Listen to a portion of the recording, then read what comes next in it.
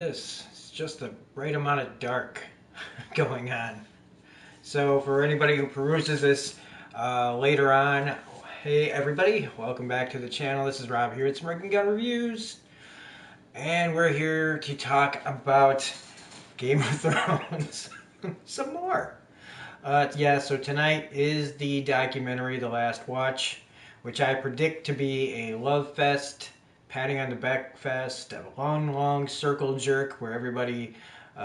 Look, I'm gonna be happy to hear the people who made the show talk about the show.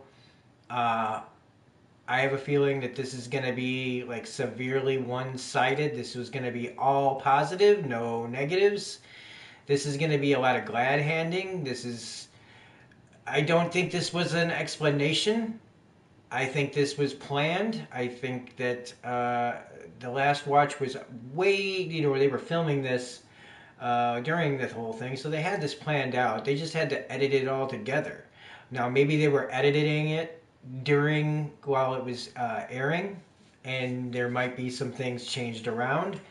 Um, to try to get ahead of this and try to cut this off. But I mean, the damage is done, and all anybody at HBO can do is try to learn from this.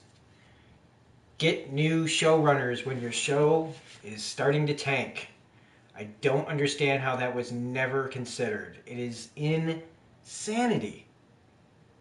That's nerd speak for this is stupid. That is just a dumb decision to just whatever control they have over the IP right now and whatever George has, whatever's going on here, man, it's just fucked. All I can do is, something I've been meaning to talk about is maybe we'll get, like I've said before, we'll probably get some good fan fiction out of this, but when I'm worried slash more worried than hopeful. But I have a feeling that Game of Thrones will probably be getting like a comic book, some sort of licensed comic book that would carry on the story of afterwards. I mean, since they've already shot down an Arya story, I wouldn't be surprised if there's a Game of Thrones comic book that gets made, telling stories about Westeros and stuff to keep the interest in the IP. Uh, until they can figure out what to do with these prequels, I really wouldn't be surprised about it, and I bet you they'll suck. I mean, I bet you they'll suck. It'll just be another thing. And I know that's, who knows? Maybe they won't make a comic book out of it, but I just feel like they're going to try anything to try to salvage this shit. Um, but on this live stream, while they're going to do their bull crap, let's do the real documentary here. Let's talk about the stuff that they're not going to talk about in here. And so we're talking about character assassination. We're talking about where would the characters be now? What would Westeros really be like now that things have gone the way they have? What are the consequences of all of their actions here? Because we really didn't see any. I mean, if Drogon would have just immediately turned around and just started torching everyone, that might have been a satisfying ending a little bit. But they wouldn't even do that. They wouldn't even kill everybody after that. Like I think if Drogon would have just killed everybody in Westeros, that would have been better than what we got. And so speaking of which, let's just go right to Dany. So like, where did in Drogon? Okay, so where could maybe Drogon take her? I mean, my theory on it was that maybe he took her back to where they were born, at Vast Dothrak, out there where the Dothraki were, where Khal Drogo died. I would like to think that that's where Drogon took her, but the thing is what Drogon would have wanted is probably moot at this point. After what I think is going to happen to Drogon, but maybe he took her to Old Volantis. I don't know, and then somebody said, oh, he'll drop her in the volcano and make the, Azor, this roll or whatever crap.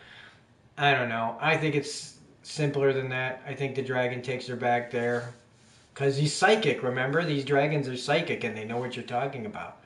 They know the difference. They know that the Iron Throne was the concept and that it needed to be taken down. as what a couple of people have called the philosopher dragons. I think it was on Ideas of Ice and Fire that said that. Like, yeah, or maybe it was Comic Book Girl 19. But philosopher dragons out there, being able to understand, thinking that. Um, but so Danny, Danny just it's so depressing. It's still so depressing to just know it was all such a waste of time with her. Now, John, let's talk about John. Where would John be? I mean, first off, I don't care what happened to John anymore. Like, they wrote him so poorly. This guy that we were rooting for, when he came back to life, and everybody was so excited that he was coming back to life, because even we knew he was probably coming back, but even book readers didn't know if Jon Snow was coming back. And so, you know, when he came back, I was as excited as anybody else. And then we find out that, nothing mattered. And they just made him this idiot who, I mean, he couldn't keep his mouth shut. All of this because his dad could keep his mouth shut almost his whole life. And he let Jon be hated. Hey, Zach, how's it going, man? They really did Jon dirty in season 8. So much foreshadowing thrown out the window. Yeah. I mean, they made him worse than Ned. Ned was a hardcore motherfucker when you think about it, keeping that secret, letting Catelyn Stark hate this poor child just to keep the realm safe. Which, in the end, what did it matter that any of that happened? So then, Jon just gets off scot-free, which, again, probably should have just been executed right away. If he survived the dragon, the Unsullied and the Dothraki should have killed him and Tyrion immediately. As soon as Tyrion threw the hand metal, symbol, if she was really crazy, she'd have killed him right then and there.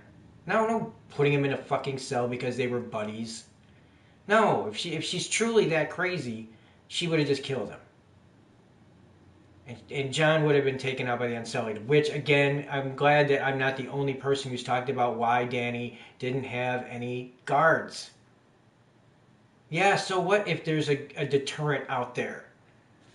But, people want to get to you, they're going to get to you. And like I've said, since the dragon was covered, completely buried in that stuff, he'd have been sitting there for a long time. So that means she was out there by herself for a long time. Anybody could have came around there and gotten to her, but the writing says nah.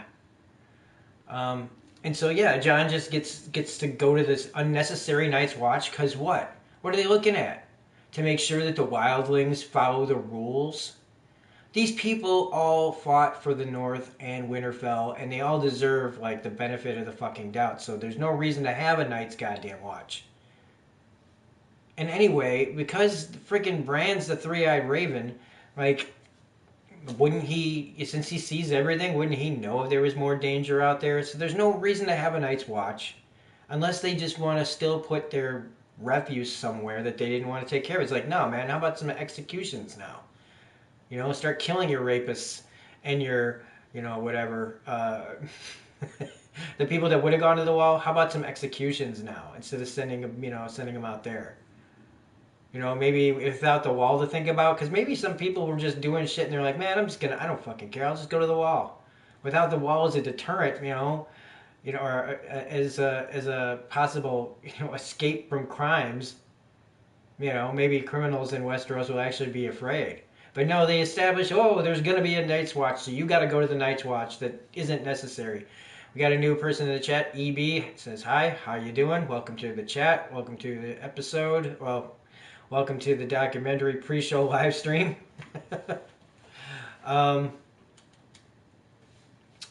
But, yeah, so they sent him to the Night's Watch, which he immediately why did he even put the coat on? So he just goes out there. Tormund gets no lines. They show the pre-rendered, the pre-shot ghost petting thing, which was still bullshit. Too little, too late. All you people that were like going, oh, well, at least we had that. It's like, who cares? That's too little, too late. I am good, EB. How are you? Um, oh, geez, we're back to this, huh? I'm gonna keep dying and dying and dying. Well, hey, no, if I die, I get the sign that says Villar Golas. Never mind. Let's die here. Um, because that's how I feel about the show. It's dead. Um, so yeah, he goes out with the Night's Watch, and no, with the wildlings out into the woods. And somebody said that there's a deleted scene where they find uh, the White Walker's symbol out there in the woods, basically meaning that it's not over. Nothing is over. But they cut that out somewhere. It was supposed to be in there. Um, and so that to me just says, well, they did do a bait and switch, and none of this really mattered. They all thought they got away with it. And I kind of feel like that's kind of like if you really watch the episode, like including the Bran being the three-eyed raven. Um, Oh, okay. All right, cool, man. Thanks. I really appreciate it. I know that this is supposed to be for gaming, but this is my only way to do a live stream right now. Um, and so that's just how it goes. This is like showing some crazy shit from this game. Um, maybe I should just do episode 5 and it'll be this like one long, like do that for the thing. So we have like video playing. Um, so yeah, John probably went out there and died. Like with everybody, because all of a sudden, well, I guess maybe the Night King's not dead. So I just think everybody basically went. It's all gonna get reversed really quickly, and everything's gonna go straight to fucking hell. Um, so John's probably dead. Tormund's probably dead. Ghost is probably running for his life. Uh, now Arya, guess your review of the last episode was as severe as episode 5. Oh yeah, the series finale is trash.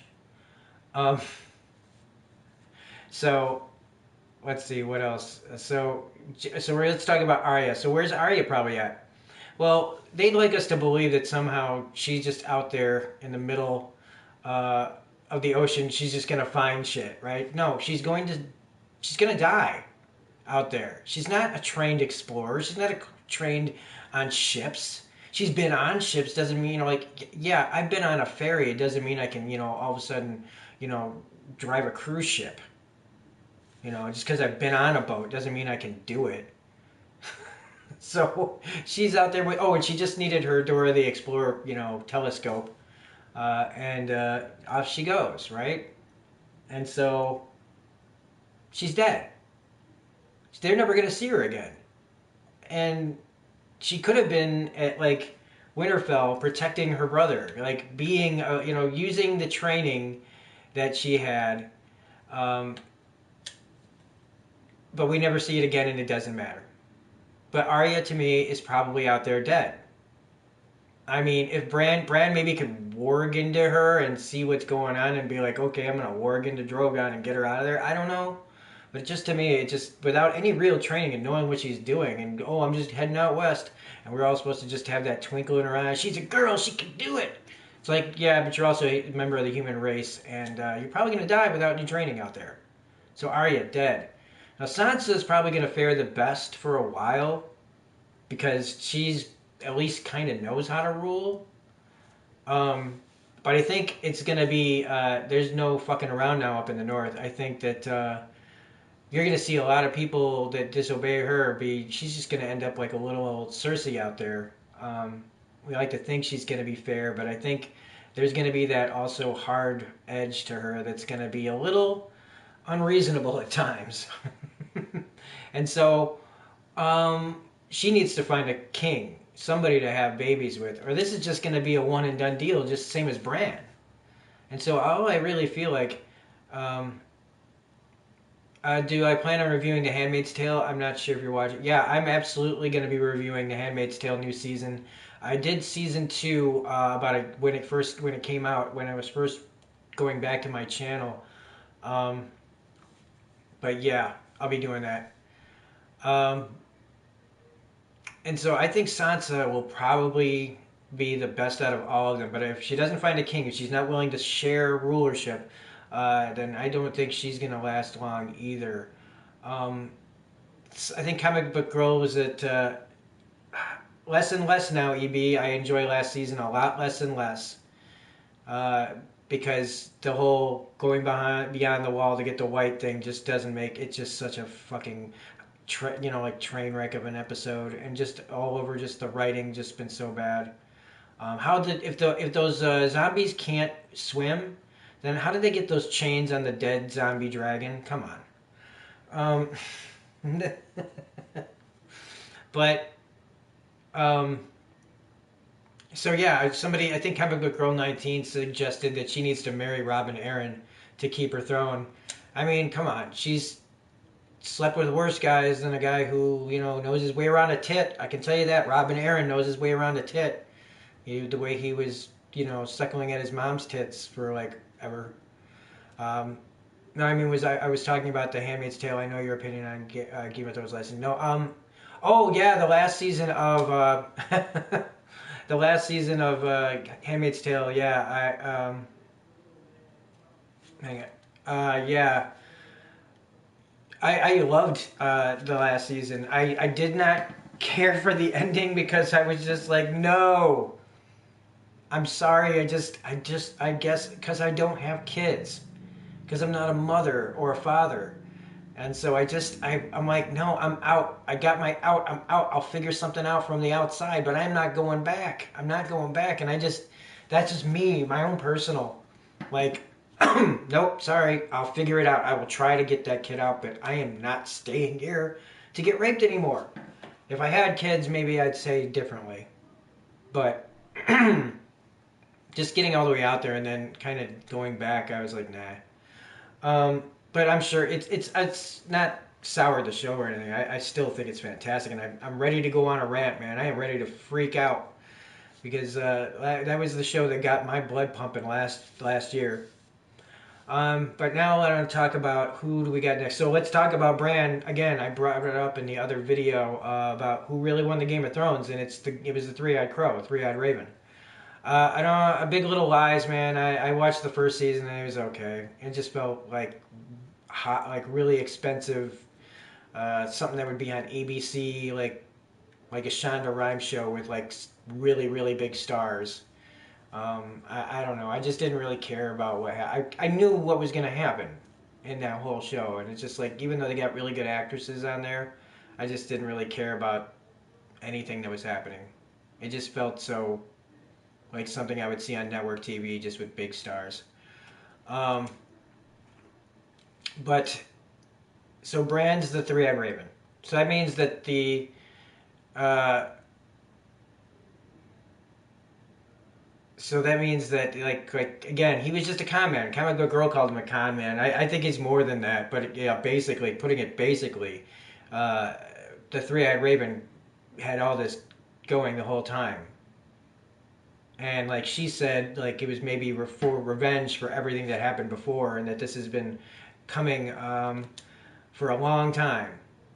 And so I don't know. I think it's just really interesting. Let's get my character killed so he can save Alar Morghulis. I'm literally gonna let him die.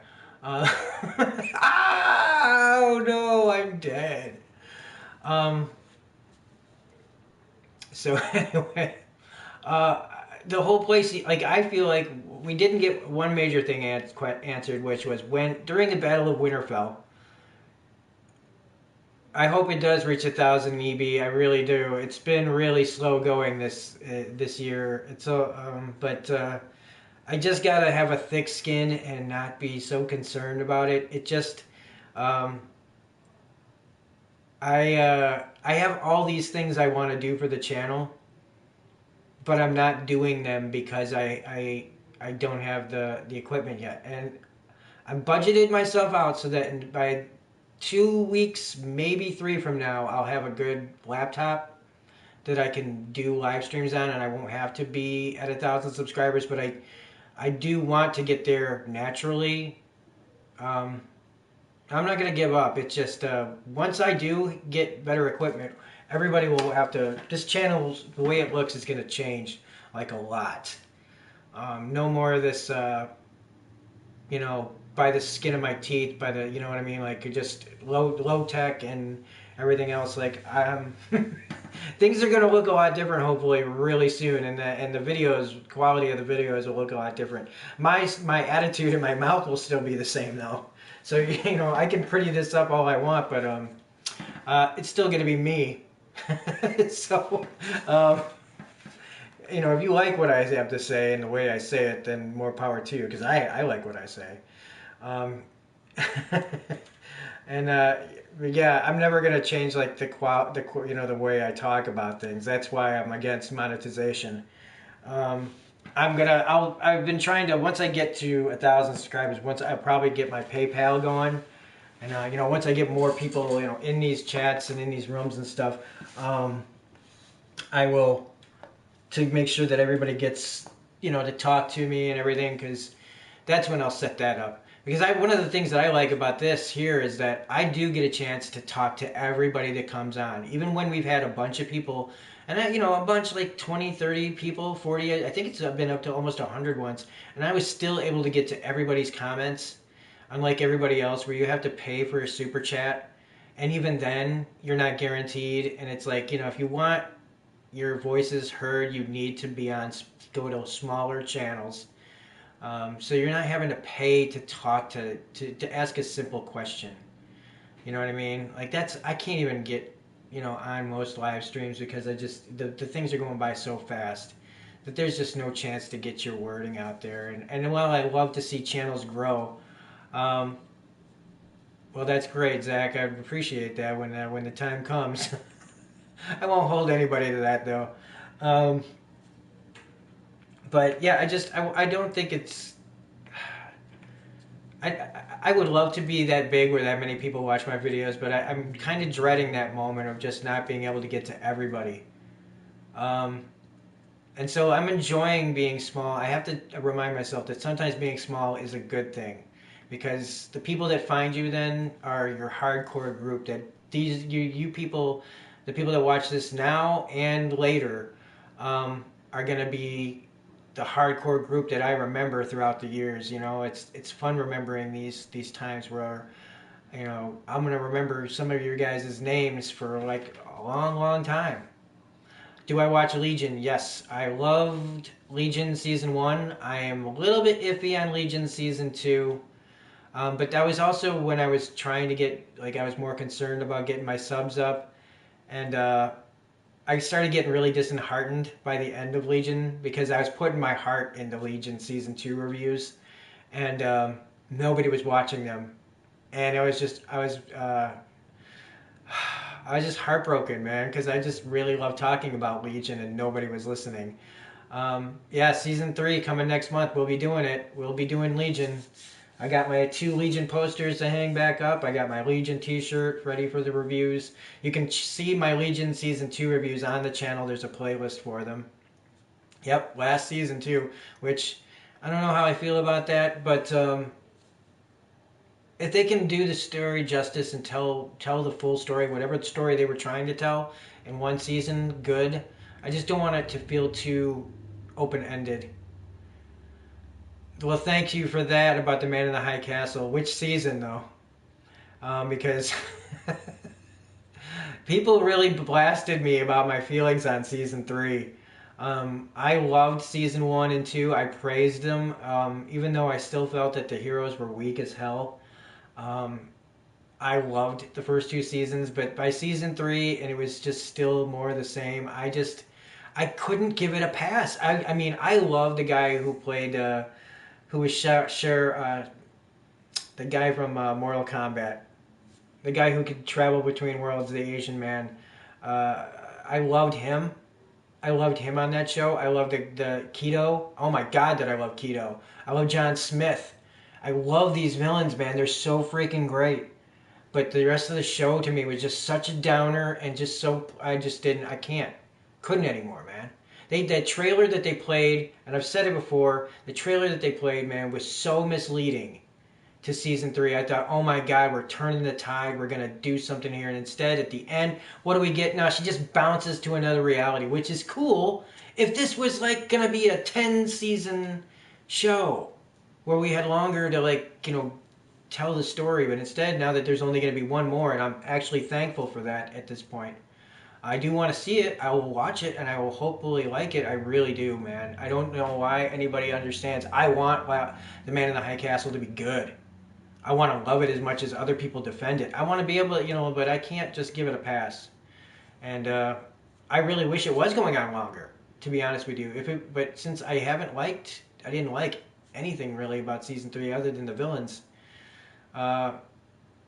If they were like, and it kind of bums, like I got asked, I had a online thing, Amazon Prime sent me a thing, asking me to give my thoughts on season 3, and I'm sure a bunch of people got it, but I mean, in that like poll that I took and asking me specifics and stuff, I pointed out everything that was wrong, everything. I went in a huge amount of detail on that Amazon Prime thing, that I don't, I'm sure, look, I probably didn't have anything to do with their decision to make season 4 the last one, but I would like to hope that maybe somebody saw it and somebody was like, read this. I wouldn't want Tagomi, that's his freaking name, thanks. If I don't think that's, I hope that's, reasons like that aren't why they shortened the show up. But I mean, to me, where they left it, that show has like 3 or 4 seasons in it. Yeah, they do. They really do make him look compassionate and cruel. Cruel, yeah. And John Smith, it feels like they're setting him up for a redemption arc, for sure. And I think Amazon Prime will stick the landing. Not unlike Game of Thrones, I think it'll end in a certain way, whether it feels earned or not. I think we're gonna get like a little bit more, like it's got to end in hope, right? Or otherwise, what the fuck was it all for? Are you gonna tell me the Nazis win? Like what? Who would want to see that? Yeah, show that to a World War II veteran. Show this show to a World War II veteran. They'd have a fucking heart attack and die. We'd lose like the last. If anybody wanted to get rid of the last of the World War II veterans, show them that show. They'd be like, what? Is this actually happening? But enough about that. So we were talking about the three-eyed raven. Basically, where did Bran go when he warged during the Battle of Winterfell? Where did he go? Because if he wasn't up there having a little conversation on the Night King's shoulder, where did he go when he flew past him? Because that's all I can assume it was. Is that they sent the crows past him, and then. But also, if he's saying that at the end of the episode of season 6 that he can maybe find Drogon, what's to stop the three-eyed raven from bringing Drogon back here and making sure that people do what he wants? He could have the dragon locked up and brought out whenever he wants. You know what I mean? And I don't see how he's not going to end up just ruling. I mean, here's the other thing I said in my video is like, how old can the three-eyed raven be? Okay? Because the only reason he died is because the tree got all messed up, right? He would have been kept on going. But he wanted out of there. Now he's got legs. He's not attached to no fucking tree no more. And how did he get attached to that tree? You know what I mean? They didn't say, or did they? Maybe he was put there and he needed Bran to get him out? Like, it was like this big, like a siren song calling from across the far north through the warging and all that stuff and through the trees, contacting Bran to come, like a sailor's song, to come and free him, just to suck you in like a succubus and take your soul. Yeah, it's some deep, dark shit, ain't it? So... like I said, what's to stop? Like Bran's smile, man, that smirk. I love me a good smirk. It's in the title of the channel. Just it said everything right there on his face. Is that it wasn't like I'm pleased to be king. Here I am. Yeah, it needed a lot of seasons. George said it could do 12. There was plenty of story there, plenty stuff to dive in there. So then, okay, let's talk about Tyrion. So the three-eyed raven runs everything now, and What's to stop him from like just eliminating this small council once he gets more of what he wants? You know, if he brings that dragon back here, what are they gonna do? And he could always warg into one of them. Don't forget, he did it with Hodor. And yeah, you know, maybe because Hodor was mental, and I don't mean that in a bad way. You know, like he was, you know, mentally challenged. It was easier to get into his brain, and maybe it is a little bit harder to get into like regular people's brains. But how do we know? We've never seen him do it. And now that he's got the full power of the three-eyed raven, anything could be possible, couldn't it? So it says he's not interested in power, but but that's exactly who he is, though. He's king. He wanted it. It just he is corrupted, though. It's all a line of bullshit. It's all crap. This whole thing of like him just sitting in the wheelchair, and everybody's like, "Why isn't Bran doing anything?" It's because he's letting everybody else do the dirty work. I said it in the video. What did Davos say about the gods? Right? That we do their dirty work, and then when they get what they want, they just fuck off. And I think that's what we just saw. They're just not talking about it. And maybe, you know, maybe we're all reaching, the ones of us that think this way. But I don't think we're reaching at all. And it doesn't excuse DB&D's like bad, terrible writing and storytelling, because otherwise we'd all know this. They would be written on the wall. I mean, we all should know that it's not Bran, though. He said it like multiple times. I'm not. Bran is gone. Bran's in the back of my head. Like it's like Banner and the Hulk, kind of almost. Where he's in there somewhere, but like just buried deep, as in like another memory. You know what I mean? And I don't think the little kid that can't walk is strong enough to fight this eternal, you know, omnipotent being almost. No, I think the best king was probably the one that was still alive when the show started. But oh no, he's not. I don't think we're. I don't know about stability. We don't like. If this was all something else, you know, we're supposed to look on the surface. That is exactly yes. On the surface, if you don't dig any deeper than the surface, if you just look at it, make sure the water stays still. Don't dip your toe in it, because then you're going to start thinking about it like we have.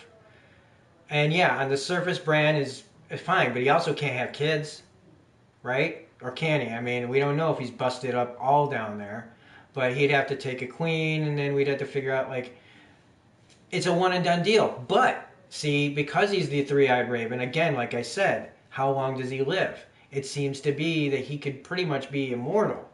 So he could be like this long running king. And once he literally gets his roots down, it'd be really hard to get him out. And if he had a dragon on his side, he's unstoppable.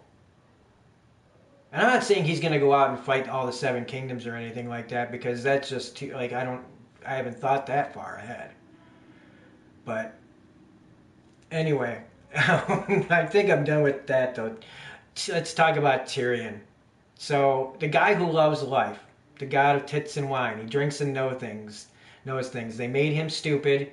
They tried to make it look like he was smart later on here in season 8.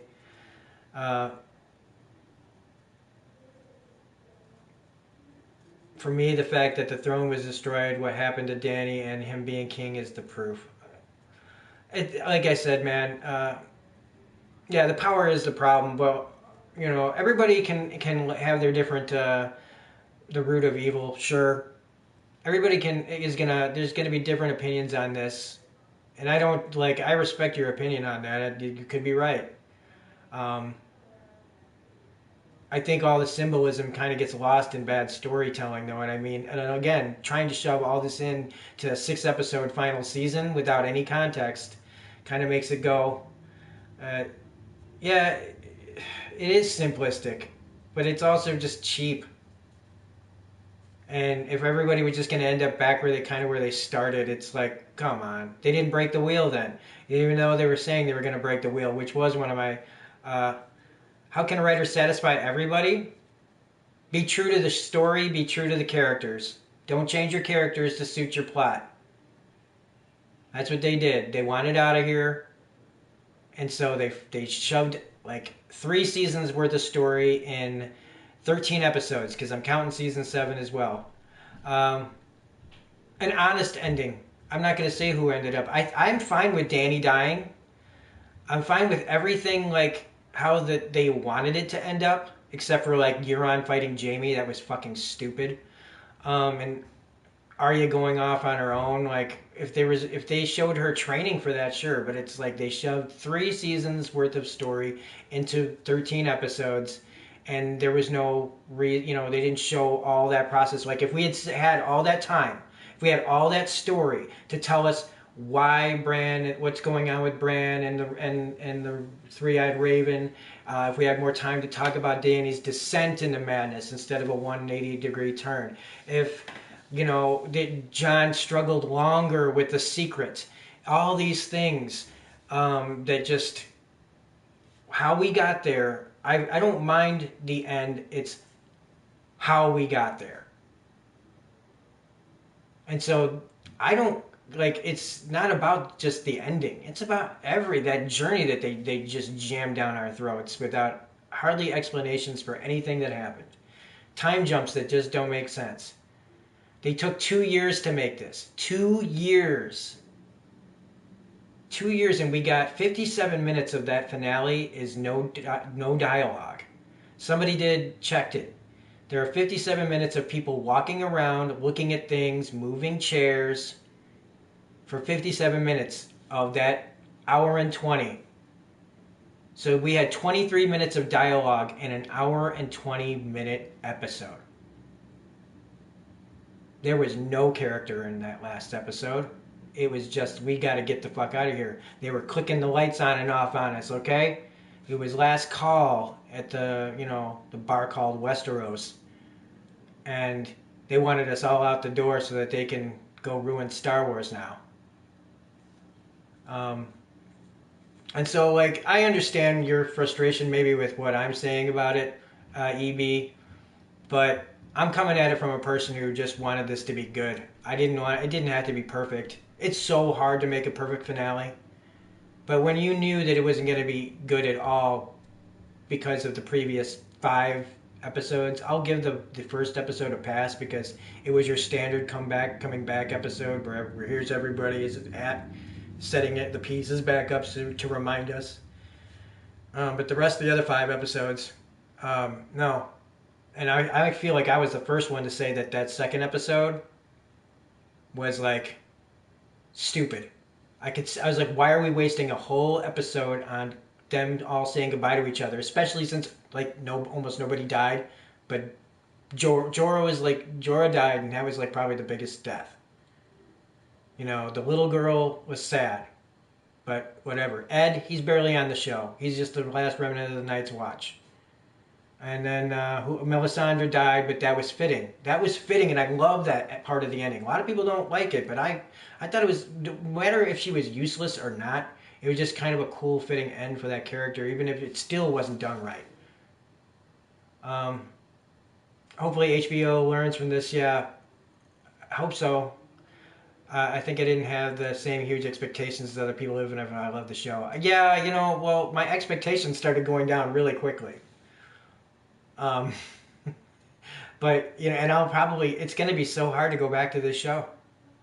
I've got them all. I've got all the episodes, and not on HBO. I own everything from Game of Thrones except for the new season, and I don't want to buy it. I don't want to buy it. I don't want to hear them and I'm not looking forward to this documentary. I'm gonna have to sit through 2 hours of I don't have to, but I'm going to because it's, again, I can't not watch. It's the freaking train wreck. It is like, I don't know. And like I said, I'm probably going to be, while I'm doing the post-show live stream, talking about whatever this is. It might not be that long of a live stream. If it's not, we're talking long. I'm not going to talk long about it. You say, even last season 7 on the whole, I was disappointed, and I just realized now. Hang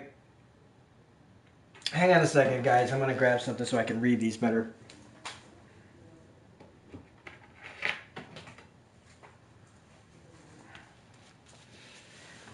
All right. I just want to be able to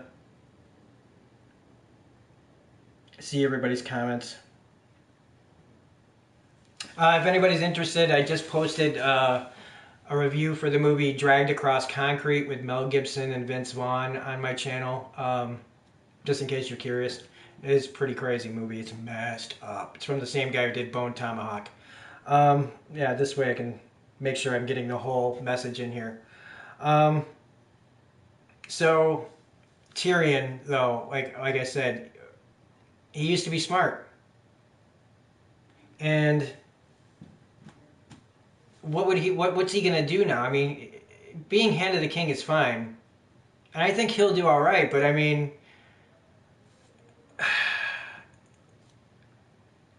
I honestly don't know what they're gonna do with this small count. I mean, Bronn is the master of coin. Like, they're gonna go broke. He's like, isn't Highgarden, like, I think Comic Book Girl 19 was saying that's where they get their food for the most of Westeros, right? In Highgarden. What does he know about that shit? He's just some guy, and he doesn't even have a house. He has no wife. He has no kids. He has nobody to carry on his name yet. And yet, this is who they put. I can't do trailer reactions because I'm off trailers for a year. I started not watching trailers when I came back from C2E2 this year.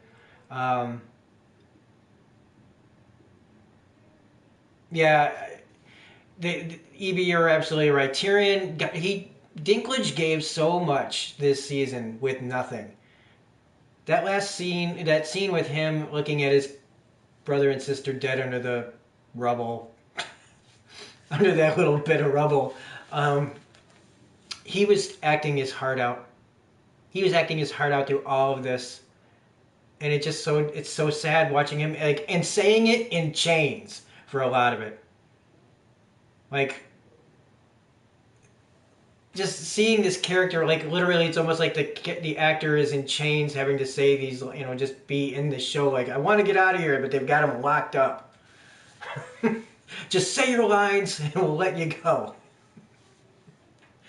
Because it's just, when you see his interviews and you see the behind the scenes one where they're talking about how Tyrion's decision to put everybody in the crypt, and he's looking at it, he's like, my character's smart, but I guess I'm not that smart to know that I put people in the crypts. And he's saying it in a way to like going, my character is smart enough. We wouldn't be doing this. This is the freaking writers not knowing what to do with making my character stupid.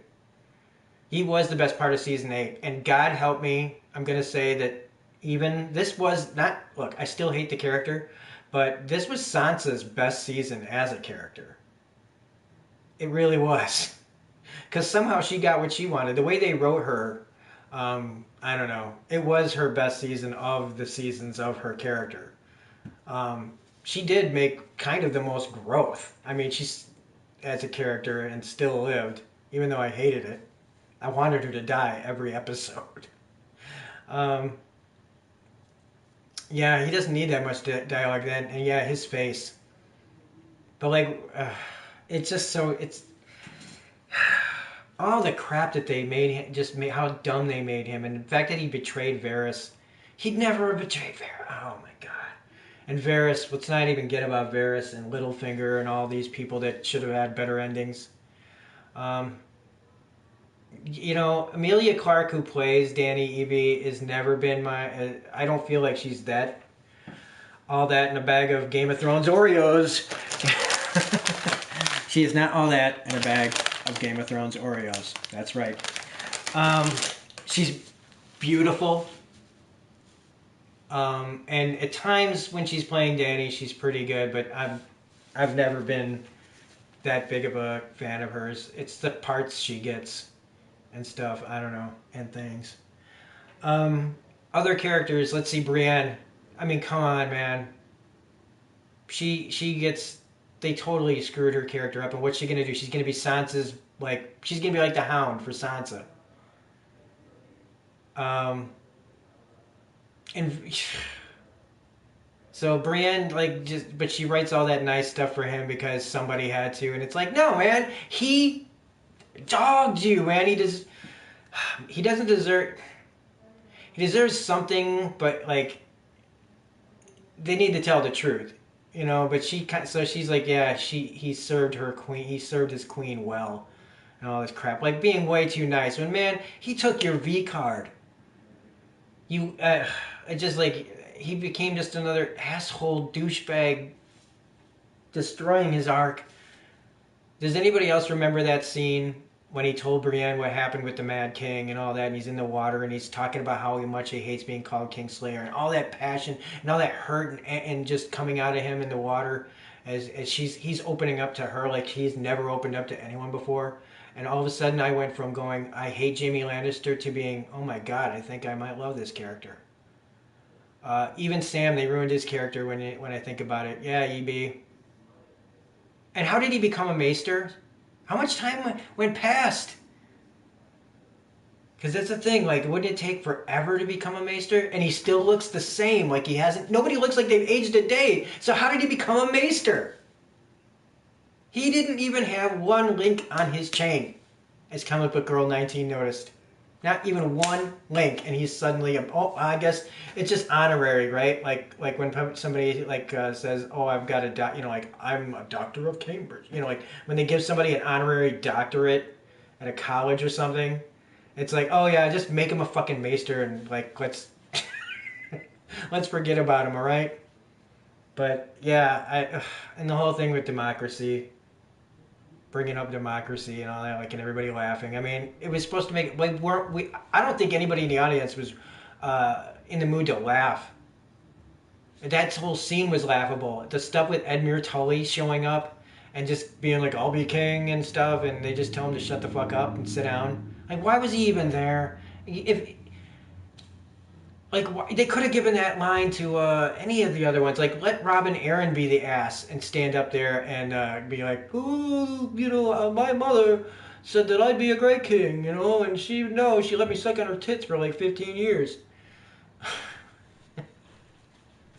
And then you get guys like the father of the guy that took Bran up to the Three-Eyed Raven. We finally get him, and he doesn't even get a line. It was just laughable. And then, and I guess, okay, so it's explained that the Unsullied and the Dothraki took and were keeping King's Landing, but they were surrounded. And this was all just there to, negotiate getting the prisoners out of there. But it's like, well, why didn't they just kill them? Why did they even have them as prisoners? Are you telling me that the Unsullied and the Dothraki, and Grey Worm especially, let them live as, bargaining chips? As, oh, this is our way to get the fuck out of here now that she's dead? I mean, I guess that's the only reason that they wouldn't be dead. But, I mean, keeping the Dothraki, these berserker warriors, locked behind King's Landing? Are you kidding me? Those guys would have been out killing everyone. And there's no dragon to stop them. What the army's gonna do? Her armies, the ones that all respawned, after everybody was dead, and they just reappeared like an extra life in a video game, they would have just gone bananas. They would have gone bananas. Like, before Jon and Tyrion could warn anybody that Dany was dead, her men would have fucking gone ape shit all over Jon's army and killed everyone. Ugh. And again, somebody mentioned, how did she get that banner up? That giant, and where were they keeping that giant banner? And it's like the George Bush Mission Accomplished banner, out there, except with just, it's the where do they keep that, man? How is it? Who was dragging that around? You didn't realize how big that was to fold up? It need its own freaking carriage. And was there a whole bunch of that stuff? Is there a part of their army that just takes care of all the symbols, all the dragon symbols, different sizes and things? And yeah. Well, it's what happens when you try to adapt something that's not finished. It never should have been. It shouldn't have been done. And honestly, even though I'm grateful for the first 4 or 5 seasons of the show, even 6 maybe. Part of them anyway. 4 seasons for sure. 5 and 6 are yeah, and then 7 and 8. But because the books aren't over, and because whatever Martin told them was written on like a cocktail napkin or some shit, and just like, here you go. Just get out of my face and let me get back to not writing. Um, um, but if they just had given a shit, and D&D, they didn't give a shit anymore. They just didn't give a shit. And now they're supposed to do Star Wars. Are you? I can't say it enough. I've said it before. Are you kidding me? And I don't know who it was that said it, but somebody was talking about, are they destroying our stories? Is Hollywood and everybody like destroying our franchises? Because it's sure starting to feel that way a little bit.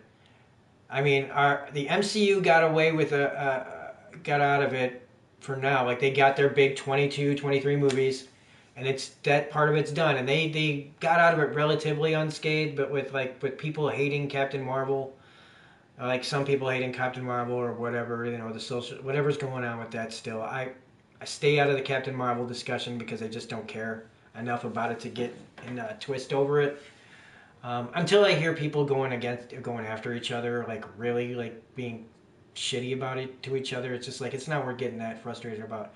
But like this franchise and like the DC universe and like look at like the X-Men universe and the just it just seems like there's something going on where people are just all concerned about subversion and putting things in there that don't make sense just to fit a stupid ass story. And uh,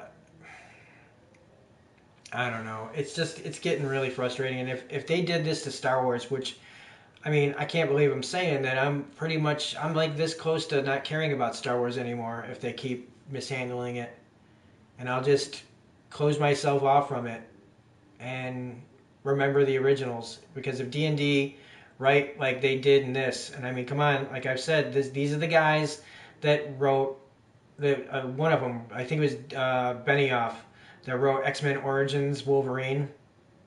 Good God, man. These guys are all like in the Kurtzman and Akiva Goldsman. Uh, yeah, Rogue One I thought Rogue One was pretty good, and Force Awakens, for whatever it is, it just made me. I was fine with Force Awakens for the most part. Just it wasn't as bad as the prequel, so I was like, oh, okay. Solo wasn't needed, and Rogue One I thought was better than Force Awakens. But Last Jedi, even though my initial review, I was so high on the seeing a new Star Wars movie that the first review that I gave that was like, I don't know who that person was that reviewed that, but it's not the same person that's sitting here now. And then, well, they keep talking about, like, even Lucas said the prequels were for kids. So they're always trying to just market it towards kids. I mean, looking at The Last Jedi with those little kids that look like they're from a fucking Target commercial. Because even the freaking way they looked in that movie looked like it was a cheaply made commercial. Like, one of those commercials they play during the holidays to make you buy their shit, like Star Wars crap. So it's like a commercial they play. I did not review The Last Fantastic Beasts. I don't think I reviewed either of the Fantastic Beasts movies. But anyway, I can keep going about DB&D, but we got about 40, like 25 minutes before the episode becomes available to watch this documentary. I don't hate it. I don't dislike it. I think I was a little underwhelmed by the first one. And some of the actors in it I don't really like. I like the universe. I love the Harry Potter universe. And I didn't see the second one. I heard people that I like on YouTube kind of didn't give it a good review. And even though I like to make my own decisions, these are people that I really trust. And their opinions kind of reflect my own most of the time. So I have not seen the second one. I know it's coming to somewhere where I can watch it for free, or it comes with a streaming service. The main actor's fine. No, the main actor's fine. I've never seen well, here's the thing. I've never seen Jupiter Ascending. I've never seen the Theory of Everything. Um, so all I knew him from was the first Fantastic Beasts. And I was like, yeah, he's fine. I don't know him from anywhere, from anything, but he was fine. I like Dan Vogler too, or Fogler, whatever his last name is. I like him in it too. I don't really like the girl, the brunette, the one from Alien Covenant. I don't really like her. Actually, I don't like either of those girls, the one, her sister or whatever. Yeah, Johnny Depp is in the last one. He was at the very end of the first one, I thought. Um, but let's see. Trying to think of other stuff though for Game of Thrones here that we can talk about before I take off here, because I think I'm gonna take a little bit of a break before, like a 10-minute break before the episode comes on. So I'm gonna try to give my final thoughts because I want this to be like my last two Game of Thrones videos for at least a while, and so I want to talk about like some other things that are bothering me, like I don't know. Uh, yeah, he was in the Metro. Okay. Um, Man, now I'm starting to now I'm trying to blank because I'm trying to think of the different characters and the ones that I didn't talk about. So yeah, what about okay? So really big one I want to talk about is Cersei. Um, I I don't know what the hell they were thinking doing that to Lena Headey's character. I mean, if you it kept for people that say that they love this and they don't they think everything was fine and they didn't see the character assassination. Um, Cersei Lannister's character assassination was one of the worst because she had them in the open field. She had her worst enemy in Daenerys. She had her dragon in the background. She had part of the Unsullied. She had Tyrion there. She had Missandei and Grey Worm. She had the general of her armies. And you're telling me that suddenly Cersei Lannister obeys the rules of combat and shit? Not a... Even at their meeting, she immediately, as soon as she got away with from the meeting, she said, "Oh, we're not doing any of that. We just agreed to it so we could get them out of here." So you're telling me that she just has everybody there on a platter and she doesn't kill anybody? But Missandei, so that we could get her triggered? Somebody just put put a link up in the video. I do not recommend going to it if I were you guys. That looks like a place that I wouldn't want to visit. So click on that at your own risk. But then for her to just stand there staring out the window and then having that one tear, like realizing, oh, it's all over. Man, Cersei Lannister's not a stare out the window and wait and see kind of woman. If she felt the tide turning like that, maybe she'd be willing to go down with the ship, but she would have blown the whole city up first. Because then we see the wildfire going off only because the dragon's blowing the whole city up for itself. So I disagree completely with her. She has almost no lines except for a couple about being like not realizing that the fleet's destroyed and shit. And she's saying, "Oh, Euron's gonna be here," and blah blah blah. And it's like, no. Uh, I'm not saying she needs to go down there and fight. I'm saying that she would have killed all those people the first time she met them. All right, there wouldn't have been another meeting because Daenerys and Tyrion and the fucking dragon would have been dead. They would have been splattered all over the ground with all the fucking arrows that they would have shot at him. And maybe you could say, well, the reason Cersei didn't do it is because the dragon was there, but it's on the ground. It takes a minute for that fucker to get off the ground, and with the way that the other dragon took spears, they could have filled that thing full of holes before it got off the ground. So then what would they have done? They'd have been, because the dragon, if people say it's the dragon that kept her from firing, that's bullshit. Yeah, when she killed Missandei is what I'm saying. Yeah. Like, she would have just killed all of them. There wouldn't have been another scene. And I'm not alone in that. Every single person agrees with me that I've watched. And not just me. That's their opinion, that Cersei Lannister would have just killed everybody there. You're telling me her brother walks up there appealing to her better natures? That would have been the moment for her to send an arrow right through his fucking face. Like one of those things would have just impaled him. No, but Cersei's gonna sit there and just look superior while Daenerys... It was just to serve the plot so that Daenerys would see her friend get her head cut off. Do I agree that there is implicit rules of war? Not with Cersei Lannister, there isn't. No. I mean, that was the other thing, is like, this is Game of Thrones, man. Nobody's gonna wait. And, the only people that would wait are like Tywin. Tywin Lannister would wait, and the only reason he'd wait is because he had a plan. He had a bigger plan. You know what I mean? Like, and since when would these writers even care about the rules of combat? They don't care about the rules of time and space. So they would have just written around it. Anything they wanted in here, they just wrote around it. Or they cut away. Anything that was going to be hard to explain, they just cut away. Oh, your characters are all surrounded by a whole bunch of zombies and they're pinned up against a wall? Well, just cut away, and when we go back, they'll all be dead. Oh, you want to hear the story about me being a half Targaryen? Nah, we'll cut away. Hey, Bran, what's this about you being the three-eyed raven? Oh, that's a long story? All right, tell me all about it. Cut away. And yeah, she looked vulnerable, but like, what... She did look, but why was she there? When Blackwater Bay, right, was being taken, she was in the place with the women, and waiting it out with Sansa. Instead, now she's up in the tower where a dragon can just blow her away. Yeah, but that's just... They used Missandei as this plot device when nothing surrounding that moment made sense.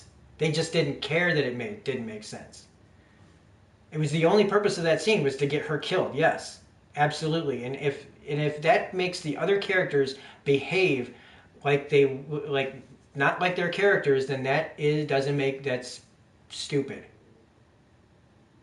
They could have figured out a way to kill Missandei in any other way, and even like any other way. Like again, we didn't even see her get captured. She just shows up on there. It's the same kind of disappearing act. Like Euron gets blasted off a ship and somehow ends up on the same beach as Jaime. Somehow at the exact same time. And then Jaime doesn't even throw the fact that the baby is his. If there was a baby, Jaime doesn't even use the fact that it's his baby against Euron in that fight.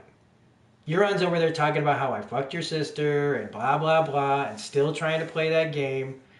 And Jaime doesn't even use the what he has against him, or his golden hand that would have hurt like hell hitting him with it in the head.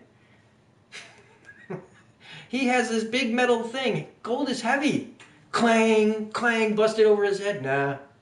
I keep forgetting that I have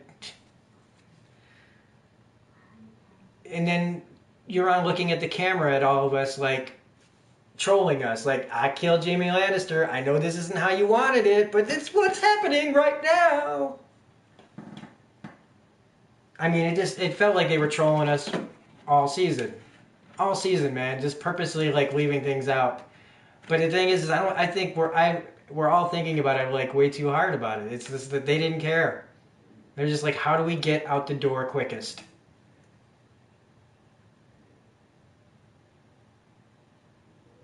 You said you're waiting for an episode to come out. Which one? Oh, they've got the 2-hour documentary on the last season called The Last Watch. It's coming on at 7:57. I can start watching it.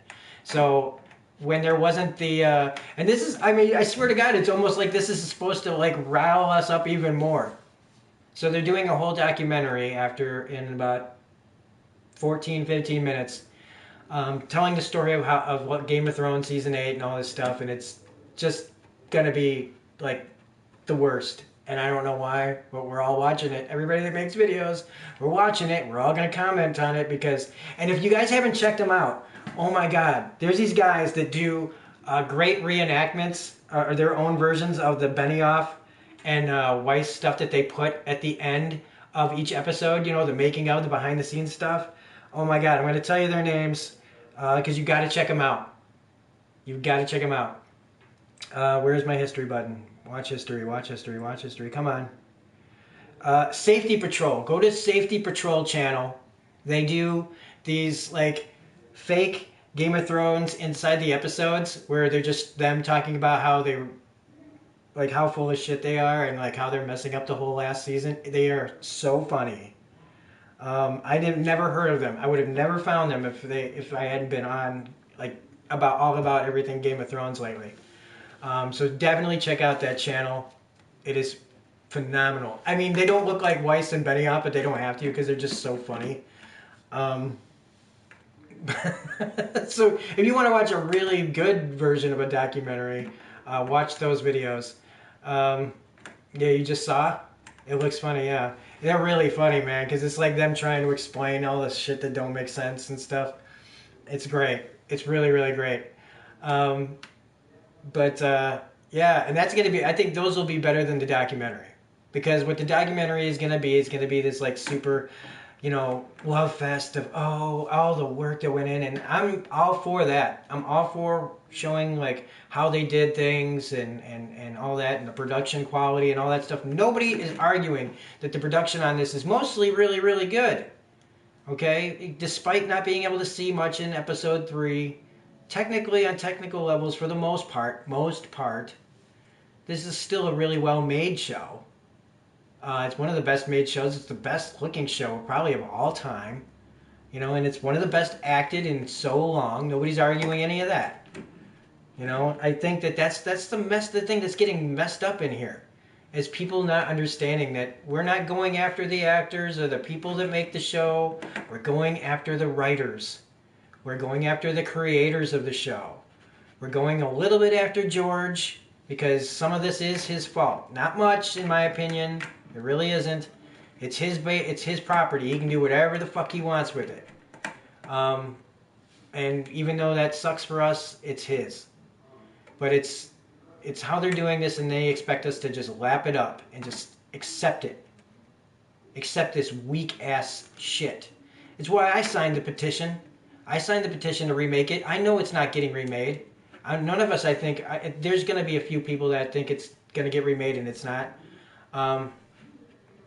But anyway, yeah, that's all I'm going to say anymore until the next episode. But what are the new seasons that I'm watching for June the most? Well, like you said, Legion comes out. And honestly, since I don't do trailers, Designs, what's up, man? You coming in at the end here. Other than Legion, I don't know what shows. I've got to get back into Agents of S.H.I.E.L.D. reviews. I was in the middle of season 2. I am reviewing Agents of S.H.I.E.L.D. season 6 right now, which I'm loving. I did not like season 5. I'm loving Agents of S.H.I.E.L.D. season 6. It's really fun. They just did a whole episode that was like Fear and Loathing in Las Vegas in space. Handmaid's Tale, yeah, that'll be the other one. Krypton, I have not watched Krypton. I know of it, but I don't really do the DC TV shows anymore. Even whatever, I know Krypton's on like Sci-Fi Channel. But I don't know when I'd ever watch Krypton. Probably not for a while. Just not really that interested in a prequel Superman story. I'm just not. I watched all of Smallville and its glorious CW goodness. And I think that DC animated movies and shows have been alright, but their TV shows I'm kind of done with.